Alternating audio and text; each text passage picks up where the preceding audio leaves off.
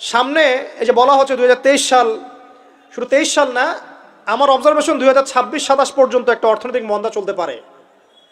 বলবে কিছু কিছু লোক যে ভবিষ্যৎবাণী করতে যাওয়ার, এটা ভবিষ্যৎবাণী নয়। আপনি বর্তমান সম্পর্কে খবর রাখেন না বলেই বর্তমানকে আপনার ভবিষ্যৎ মনে হচ্ছে। আমাদের অনারেবল মিনিস্টার যারা আছেন ওদেরকে জিজ্ঞাসা করেন, তাদেরকে জিজ্ঞাসা করেন, তারাও বলছেন যে 2023 সাল থেকে 26 সাল খাদ্যমন্দার মধ্যে যাবে। দেখেন নাই, তারাও এই কথা বলছেন, কারণ তারা বুঝতে পারছেন ওয়ার্ল্ডের অবস্থা ভালো না। এখানে একটা সলিউশন বলছি, ইচ্ছা হলে আপনি গ্রহণ করতে পারেন, ইচ্ছা হলে নাও করতে পারেন। কি উপদেশ? এই যে জাকাত, যেটা জাকাত, আমাদের জাকাত যেটা আসে, এটাকে একটু বড় পরিসরে কালেক্ট করার চেষ্টা করতে হবে। করে যদি আমরা সুষ্ঠু বন্টন করতে পারি গরিবদের মাঝখানে, ইনশাআল্লাহ কেউ খাদ্য অভাবে মারা যাবে না ইনশাআল্লাহ। আল্লাহ পাক আমাদেরকে বোঝার তৌফিক দান করুন। এর পাশাপাশি তারা যেটা বলেছেন, ইকোনমিক সেকশনের লিডার যারা আছে তারা যেটা বলছেন এটা ঠিক বলছেন। তারা বলছেন কৃষিভিত্তিক অর্থনীতির কথা বলছেন, এটার সাথে আমি 100% একমত। কারণ আল্লাহ পাকের কোরআন, এই কোরআনের মধ্যে বেশিরভাগ যে অর্থনীতির কথা এসেছে তা হচ্ছে কৃষিভিত্তিক অর্থনীতি। এটা কি জানেন? হয়তো জানেন না। কোরআনে যত ইকোনমিক সিস্টেমের কথা আসছে তার মধ্যে সবচেয়ে বেশি এসেছে কৃষিভিত্তিক অর্থনীতির কথা, তারপর ব্যবসা এবং যাকাত।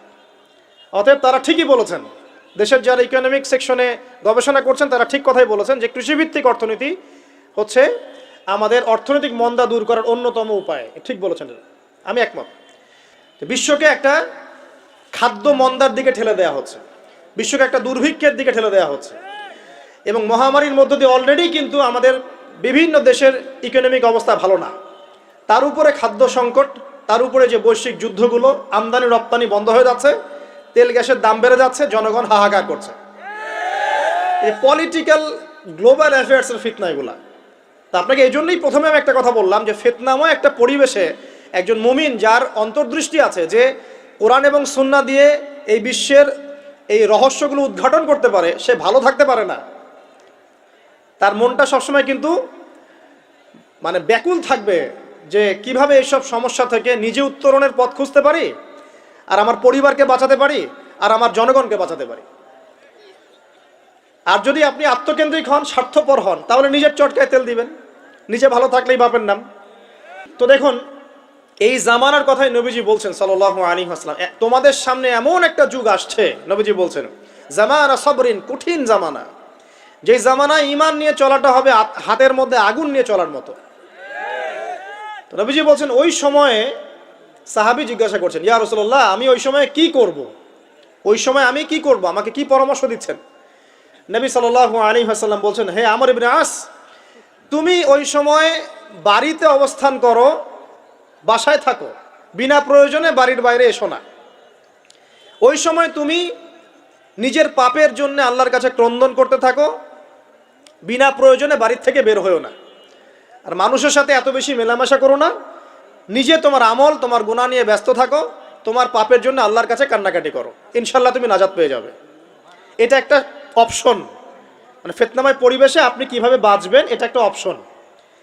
আর একটা হাদিসে গিয়ে নবী সাল্লাল্লাহু আলাইহি ওয়াসাল্লাম বলছেন যে যখন এমন ফিতনাময় পরিবেশ আসবে, তখন যদি তোমরা এই আমর বিল মারুফ নাহি আনিল মুনকার, সৎ কাজের আদেশ, অসৎ কাজের নিষেধ, আমার সুন্নতের উপর অটল থাকতে পারো, তাহলে তোমরা 50 জন শহীদের নেকি পাবে। সাহাবায়ে কেরাম বলছেন, ইয়া রাসূলুল্লাহ, আমিনহুম আও মিন্না, তাদের মধ্যে 50 জন নাকি আমাদের মধ্যে 50 জন শহীদ? নবী করিম সাল্লাল্লাহু আলাইহি ওয়াসাল্লাম বলছেন, বাল মিনকুম, বরং তোমাদের মধ্যে 50 জন শহীদ। এটা অপশন নাম্বার 2। এক কি বললাম, আপনি নিজেকে নিয়ে ব্যস্ত থাকেন, বাসায় থাকেন, বিনা প্রয়োজনে বাড়ির থেকে বের হবেন না, মানুষের সাথে কম মেলামেশা করেন, এবং নিজের পাপের জন্য আল্লাহর কাছে কান্নাকাটি করেন, নিজের আমল নামা নিয়ে ব্যস্ত থাকেন, ইনশাআল্লাহ নাজাত পাবেন। 2 নাম্বার, যদি আপনার কাছে আরও বেশি যোগ্যতা থাকে এবং আপনি আরও বেশি সাহসী হন এবং আপনি উম্মার, দেশের জনগণের কল্যাণ কামনা করেন, তাহলে অন্যদেরকেও এই ফিতনাময় পরিবেশে টিকে থাকার ফর্মুলা বলে দেন। এখানে সবর করেন, আমর বিল মারুফ নাহি আনিল মুনকারের কাজ করেন, আল্লাহ পাক আপনাকে ইনশাআল্লাহ 50 জন শহীদ সাহাবী নেকি দিবেন ইনশাআল্লাহ। আরও অপশন আছে। কি অপশন? ওই যে আসহাবুল কাহফ কি করেছিল, একটা ফিতনাময় পরিবেশ থেকে নিজেরা আস্তে করে সরে গিয়েছে। যখন আপনি পরিবেশকে পরিবর্তন করতে আর পারছেন না, দাওয়াত দিয়েও কোনো কাজ হচ্ছে না, মানুষ কথাও শুনছে না, জুলুম নির্যাতন বাড়তেই আছে, টিকে থাকা মুশকিল, তখন তাদের হিসাবের দায়িত্ব আল্লাহর উপর ছেড়ে দেন, আপনি ওখান থেকে ডিসকানেক্টেড হয়ে যান। এটা একটা অপশন। তো হয়তো আপনার কাছে মনে হচ্ছে না এখন ওই যুগ আসে নাই, কিন্তু আমি আপনাকে বলে দেই যে কোরআন এবং সুন্নাহর চোখ দিয়ে যদি আপনি দেখতে শেখেন এবং বর্তমান বিশ্বের প্রেক্ষাপটটা অ্যানালাইসিস করার যোগ্যতা আপনি অর্জন করেন কোরআন সুন্নাহর চোখ দিয়ে, আপনি বুঝতে পারবেন সেই সময় অনেক আগেই চলে এসেছিল। এখন ফিতনা এবং ফাসাদময় এই পরিবেশে আমরা কি করতে পারি? যাকাত ইসলামিক অর্থনীতির মূল ভিত্তি। কিভাবে জানেন? ব্যবসা এবং যাকাত এটা কি করে? এটা একটা মার্কেটের মধ্যে সম্পদ ঘুরতে থাকে। আমি বুঝাচ্ছি আপনাকে। মনে করেন আপনি ব্যবসা করছেন এবং যাকাত দিচ্ছেন। যাকাত কারা দিবে? যারা যাকাতের নিসাব পরিমাণ সম্পত্তি রাখে, মানে কিছুটা ধনী তারা। তো তারা ব্যবসা করছে, মাশাআল্লাহ। ব্যবসা যখন করে, ব্যবসায় কি থাকে? লাভ থাকে, লস থাকে, লাভ থাকে, লস থাকে। লাভও হতে পারে আপনার, লসও হতে পারে। আর সুদে কি শুধু লাভ, লস আছে? লস নাই। পার্থক্য বোঝেন। এখন ব্যবসা যখন আপনি করবেন, এই টাকা বা মূল যে ক্যাপিটাল যেটা বলে অর্থনীতির ভাষায়, এটা মার্কেটের মধ্যে সার্কুলেট করতে থাকবে। আজকে আপনি ধনী, লাভ করেছেন, কালকে লস করবেন, এই ধন আরেকজনের হাতে চলে যাবে। সে আবার ব্যবসা করছে, সে লাভ করলে সম্পদ তার হাতে থাকলো, লস করলে আরেকজনের হাতে। মানে এই মানিটা, ক্যাপিটাল যেটা, এটা মার্কেটের মধ্যে ঘুরতে থাকে, ঘুরতে থাকে। আজকে কেউ ধনী, কালকে কেউ ধনী, আজকে কেউ ফকির, কালকে কেউ ধনী, এভাবে। এখানে আল্লাহ পাক যাকে ইচ্ছা হয় ধন দেন, যাকে ইচ্ছা হয় দরিদ্র করেন। এটা আল্লাহ পাক নিয়ন্ত্রণ করেন। আবার এর মধ্যে যারা ধনী হবে তারা আবার যাকাত দিবে। কাকে যাকাত দিবে? যে গরিব তাকে। এই কারণে অর্থনৈতিক সাম্য থাকবে এবং টাকা, ক্যাপিটাল মার্কেটে সার্কুলেট করতে থাকবে। এটা হচ্ছে ইসলামিক ইকোনমিক্স। বুঝাতে পারছি না মনে হয়। আর রিবাই কি হবে? রিবাই কোনো লসের চান্স নাই। মানে এখানে ধনী আরও ধনী হতে থাকবে, গরিব আরও গরিব হতে থাকবে, প্লাস যাকাতও দিবে না। তখন সমাজের একটা অংশ অনেক ধনী হবে, আরেকটা অংশ একদম মাটিতে পড়ে যাবে, কোনো ব্যালেন্স হবে না। এই কারণে বিশ্বের একটা অংশ, ওই বিশ্বের একটা বড় অংশ যারা সুদখোর, যেখান থেকে সুদ এসেছে, ওইটা আস্তে আস্তে ধনী হয়ে গেছে এবং বিশ্বের বহু কান্ট্রি আস্তে আস্তে দারিদ্র্য সীমার নিচে চলে আসছে। এটা শুধু ব্যক্তির ক্ষেত্রেই নয়, এটা সমাজের ক্ষেত্রেই নয়, পুরো বিশ্বেটা হচ্ছে। তো এই হলো রিবা এবং ব্যবসা ভিত্তিক, যাকাত ভিত্তিক ইকোনমিক সিস্টেমের পার্থক্য, বেসিক ডিফারেন্স। রিবার মধ্যে আল্লাহ পাক তার হাত উঠিয়ে নেন, আল্লাহ পাক সেখানে আর ইন্টারফেয়ার করেন না। ঠিক আছে, সুদ খাচ্ছ, তুমি তোমার মতো চলো এখন। আর ব্যবসা ভিত্তিক ইকোনমিক্স চললে আল্লাহ পাক সেখানে কাউকে ধন দিবেন, কারো কাছ থেকে নেবেন। আপনার ধন নিয়ে আমাকে দিবেন, আমার ধন নিয়ে আপনাকে দিবেন। আর আমি যদি ধনী হই, আমি আবার যাকাত দিব, সেই যাকাতের টাকা আবার আপনার হাতে যাবে, কেউ না খেয়ে মরবে না। তো যাকাত, যেটা কথা বলছিলাম, বাম দিকে যাকাত আসবে। তো যাকাত আমরা দিব তো ইনশাল্লাহ ভাই। যাদের, শোনেন, বাংলাদেশে এমন অনেক শিল্পপতি আছে যাদের একজনের যাকাতের টাকা দিয়ে একটা গ্রাম চলতে পারে। আর যাকাতের টাকা কিন্তু শুধু এক বছরে আসবে না, প্রতি বছরেই ঘুরে ঘুরে আসবে।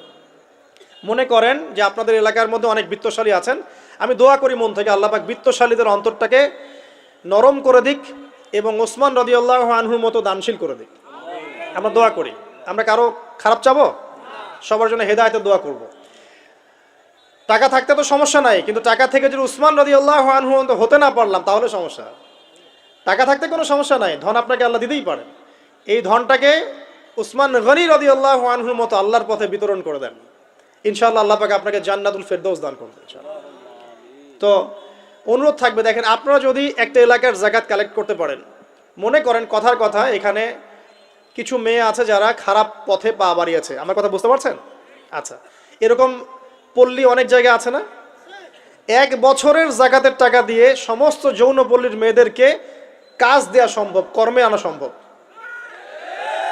ওদেরকে কাজের ব্যবস্থা করে দেন, ওরা কখনোই এই সেক্স ওয়ার্কারের কাজ করবে না ইনশাআল্লাহ। কোনো মেয়েই এই কাজ করতে চায় না আমার মতে। কোনো মেয়েই চায় না যে ইজ্জত বিক্রি করে খাবো, কোনো মেয়ে চাবে? কখনো চাবে না। ওকে আপনি ভালো কাজের ব্যবস্থা করে দেন এই যাকাতের টাকা দিয়ে, দেখবেন ইনশাআল্লাহ সে ওই খারাপ পথ ছেড়ে দিয়েছে। অনেক দেখবেন দরিদ্র মানুষ আছে যে পড়াশোনা করার কোনো সুযোগ নাই, টাকা পয়সা নাই, পড়াশোনা করতে চায় কিন্তু টাকা পয়সা নাই, দিনের জ্ঞান অর্জন করতে চায়, দেশকে কিছু দিতে চায়, টাকা নাই। তাকে আমরা হেল্প করতে পারি না? পারি। অনেক মানুষ আছে মাদক দ্রব্য বিক্রি করছে, তাকে বুঝান, দিনের হেদায়েত দেন যে ভাই আমি তোমাকে আরো ভালো চাকরি দিব, ভালো ব্যবসা দিব, তুমি ছাড়বা কিনা? বলবো আমি ছেড়ে দেবো ইনশাআল্লাহ। বুঝালে ছেড়ে দেবে ইনশাআল্লাহ। এই যে মেগা প্রজেক্ট যেটা কথা বলি আমরা, আত্মোন্নয়নমূলক বলেন, যুব উন্নয়নমূলক বলেন, বা কান্ট্রি ডেভেলপমেন্টের কথা বলেন, এখানে যাকাত একটা বড় শক্তি হতে পারে। তবে এটাকে সুষ্ঠুভাবে কালেক্ট করতে হবে এবং যাকাতের যে 8টা খাত আছে এই খাতগুলোতে সুষ্ঠুভাবে বন্টন করতে হবে।